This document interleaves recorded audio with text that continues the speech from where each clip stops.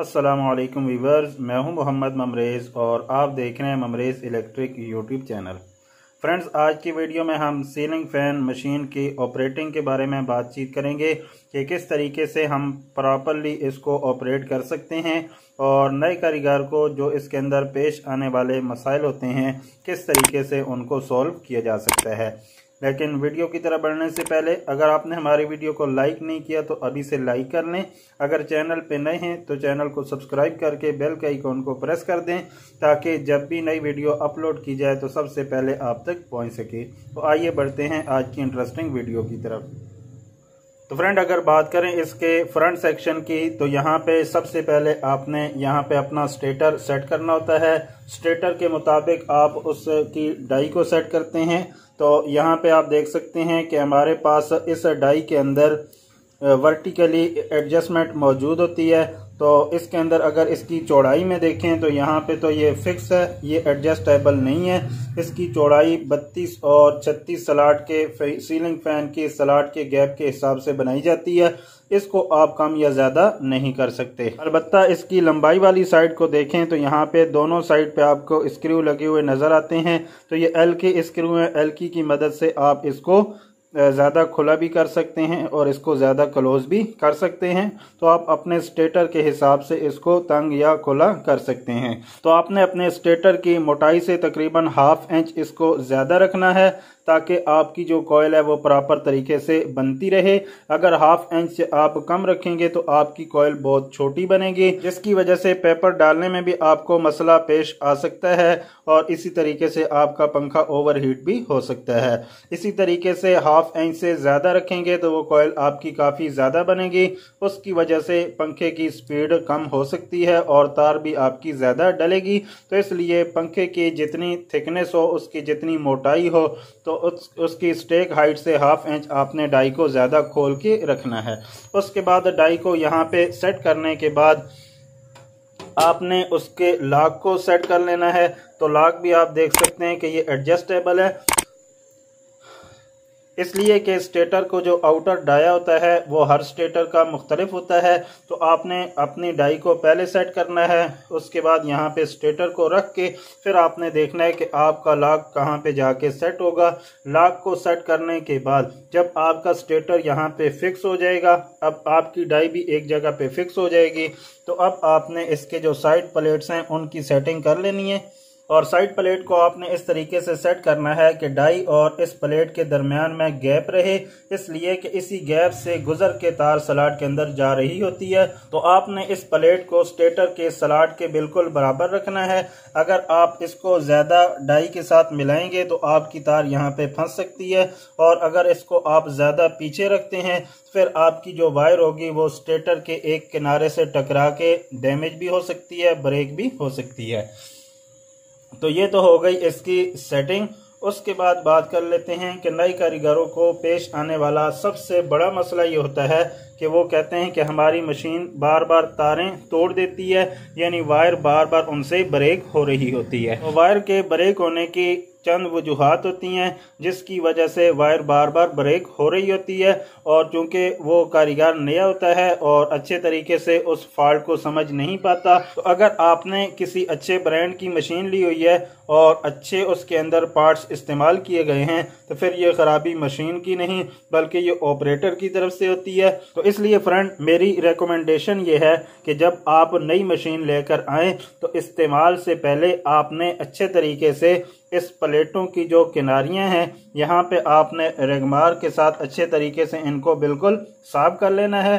Company की तरफ से भी साफ की हुई होती हैं, लेकिन आपने रेगमार लेकर अच्छे तरीके से इनको साफ करना है। फिर उंगली से आप उसको चेक कर सकते हैं कि इसकी धारी तेज तो नहीं है। तो सबसे पहले आपने इसकी थोड़ी सी सफाई अपने तौर पे कर लेनी है।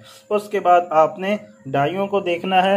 तो डाइयों पे जहाँ पे भी ये किनारियाँ बनी हुई हैं इन सब को आपने हल्का हल्का रेगमार की मदद से साफ कर लेना है, यहाँ से भी, और ये जो डाई का हिस्सा होता है इसको भी आप साफ कर लें।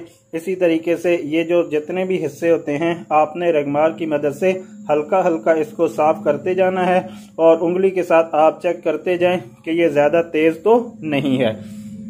तो इनका किनारा बिल्कुल ऐसा होना चाहिए कि आपका जो हाथ है वो आसानी के साथ इनके ऊपर से स्लिप हो सके। तो डाइयों की और प्लेट्स की सेटिंग करने के बाद आपने किसी भी अच्छी क्वालिटी का हल्का हल्का सा ऑयल इनके ऊपर लगा लेना है। चाहे आप कंप्रेसर का तेल इस्तेमाल करें, तो मैं तो आपको यही रिकमेंड करूंगा कि आप कंप्रेसर वाला तेल इस्तेमाल करें, और अगर ना हो तो आप मोबाइल भी इस्तेमाल कर सकते हैं। तो हल्का हल्का सा ऑयल आपने प्लेटों के ऊपर भी लगा लेना है और अपनी डाइस के ऊपर भी बिल्कुल हल्का लगा लेना है। उसके बाद तार के ज्यादा टूटने की जो वजह है वो इसकी मेन सेटिंग है। तो आपने इसकी बैक पे आ जाना है। तो उसमें सबसे पहले आपने इस बात को ध्यान में रखना है कि आप कोशिश करें कि आप बंद गोट इस्तेमाल करें मशीन के लिए, इसलिए कि जब थोड़ी थोड़ी तार आप लेके आते हैं तो उसकी रीलिंग इस गोट के ऊपर तरतीब से नहीं होती, तो जिसकी वजह से आपको परेशानी का सामना करना पड़ सकता है। इसके अलावा आपकी रील का ये जो किनारा होता है आपने इसको भी हल्का सा साफ कर लेना है अगर ये ज़्यादा उभरा हुआ हो, इसलिए कि इसके साथ भी फंसकर आपकी वायर बार बार टूटती रहती है। तो यहाँ पे आप देख सकते हैं कि ये रील इस्तेमाल की गई है और यहाँ पर इसको साफ किया गया है, इसलिए कि जब कंपनी की तरफ से ये नई रील होती है तो यहाँ पे बहुत सारा मवाद इसका उभरा हुआ होता है, जिसके साथ आपकी वायर फंस जाती है और वायर आपकी टूट जाती है। इसलिए कि मशीन बड़ी तेज़ी के साथ चल रही होती है, तो इन किनारियों को साफ करना भी ज़रूरी है। तो ये आप सिर्फ ऊपर वाली जाने से साफ करें, नीचे वाली जाने से अगर आप उसको साफ ना भी करें तो उसका कोई इतना ज़्यादा मसला नहीं है। इसके बाद आप एहतमाम करें कि आप अपनी वायर को किसी बास्केट के अंदर रखें, इसलिए कि जब आप किसी बास्केट के अंदर अपनी गोट को रखते हैं तो आपकी वायर ज़्यादा फैलती नहीं है। और इसी तरीके से या तो आप उस बास्केट के ऊपर किसी पतरी को इस्तेमाल करें, ये आप खुद भी बना सकते हैं। अच्छी मशीन आप लेंगे तो उसके साथ तो आपको बनी बनाई मिल जाएगी। अगर आप लोकल मशीन भी इस्तेमाल कर रहे हैं तो उसके साथ आप ये पतरी आसानी के साथ बना सकते हैं। जस्ट ये एक पतरी है, इसके सेंटर के अंदर एक होल है और होल के अंदर एक कांच का मोती लगाया गया है।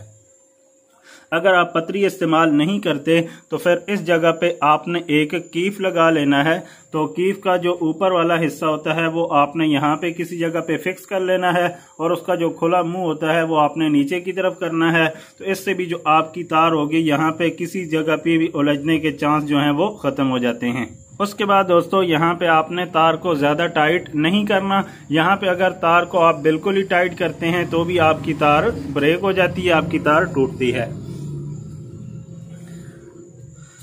इसी तरीके से अगर यहाँ पे आए तो अगर आपका ये स्टैंड अच्छे तरीके से फिट किया हुआ ना हो तो आपकी वायर एक साइड से होके गुजरेगी। तो जब ये पुल्ली तेजी के साथ चलती है तो भी आपकी वायर ब्रेक हो सकती है। तो अगर ये वायर आपकी सेंटर के अंदर ना हो तो आप इस स्टैंड को यहाँ से खोल कर इसको ऊपर नीचे करके अपनी वायर को सेंटर के अंदर कर सकते हैं। तो ये वजूहात होती हैं जिसकी वजह से आपकी वायर बार बार ब्रेक हो रही होती है। इसके अलावा कुछ दोस्तों का कहना यह है कि हमारी कॉइल मुकम्मल होने से पहले पहले हमारी स्लॉट भर जाती है और पूरी कॉइल स्लॉट के अंदर नहीं आ पाती। उसकी दो रीज़न हो सकती हैं। एक रीज़न तो ये है कि आपने वायर को बहुत ज़्यादा ढीला किया हुआ है, तो वायर जब बहुत ज़्यादा ढीली हो तो भी वो स्लॉट के अंदर नहीं आ पाती। कॉइल मुकम्मल होने से पहले ही आपकी स्लॉट भर जाती है, तो आपने यहाँ से वायर को थोड़ा सा टाइट कर लेना है। अगर वायर आपकी टाइट है और फिर भी आपकी कॉइल स्लॉट से बाहर बन रही है, स्लॉट के अंदर मुकम्मल नहीं हो रही, तो उसका मतलब यह है कि आप जो वायर इस्तेमाल कर रहे हैं वो अच्छी क्वालिटी की नहीं है, बल्कि वो बहुत ही लो क्वालिटी की है। इसलिए कि लो क्वालिटी की जो भी वायर्स होती हैं वो स्प्रिंग बनता है उनका, तो वो कॉइल के अंदर अच्छे तरीके से बैठती नहीं है, जिसकी वजह से आपकी कॉइल मुकम्मल होने से पहले स्लॉट भर जाती है।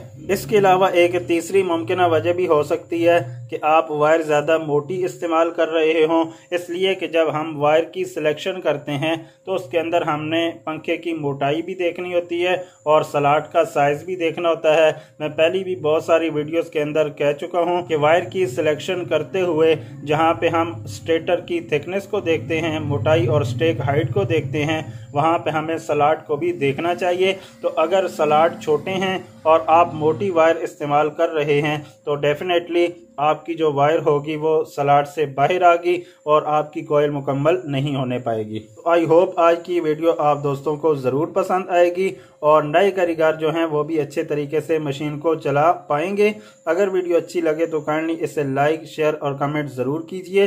चैनल पे नए हैं तो चैनल को सब्सक्राइब कर दें, बेल के आइकॉन को प्रेस कर दें। अगर इसके अलावा भी कोई सवाल आपके जहन के अंदर हो तो कमेंट सेक्शन आपके लिए हाजिर है, आप वहां पे कमेंट के अंदर बता सकते हैं, तो इंशाल्लाह उसके बारे में भी आपको ज़रूर गाइड किया जाएगा। तो आज की वीडियो यहीं तक थी, मिलते हैं फिर किसी नई इंटरेस्टिंग वीडियो के साथ, तब तक के लिए अल्लाह हाफिज़।